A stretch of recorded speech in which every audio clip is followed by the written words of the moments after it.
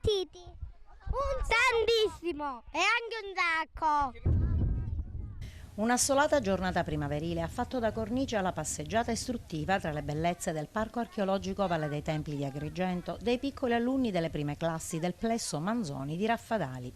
La passeggiata istruttiva, realizzata nell'ambito delle attività extracurriculari della scuola e finalizzata all'acquisizione del nostro patrimonio storico, artistico e culturale, ha previsto una visita guidata tra le bellezze archeologiche della valle, che ha coinvolto i bambini accompagnati dai docenti dal Tempio di Giunone percorrendo la via sacra fino al Tempio di Castore e Polluce, al seguito di una guida turistica. Oggi stiamo facendo un'esperienza che chiamiamo la Valle a colori, che si riempie di colori con il sorriso di questi bambini. I bambini hanno studiato, hanno avuto un percorso nella scuola, hanno studiato molto bene, conoscono molto della storia e conoscono i monumenti che stanno visitando oggi. Abbiamo iniziato dal Tempio di Giunone, facendo tutto il percorso in discesa, visitando 5 templi, visitando le muraglie, le necropoli, fino a finire con il Tempio di Castore e Polluce.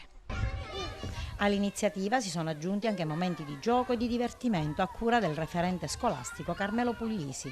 Con i bambini delle prime elementari della scuola Manzoni abbiamo fatto questo percorso che è veramente entusiasmante, anche perché sotto forma di gioco e sotto forma di attività ludico-ricreativa abbiamo ricreato il circuito greco visto a colori, quindi dalla parte dei bambini, e poi chiaramente si gioca tutti insieme. Ringraziamo le maestre perché dopo una nostra visita che abbiamo fatto di briefing iniziale poi fanno loro un percorso anche culturale proprio sulla Valle dei Templi, e quindi i bambini poi con la guida turistica ripercorrono tutto il sentiero, chiaramente ben preparati, e quindi alzando la mano e quasi anticipando le risposte delle indicazioni che vengono date dalla guida.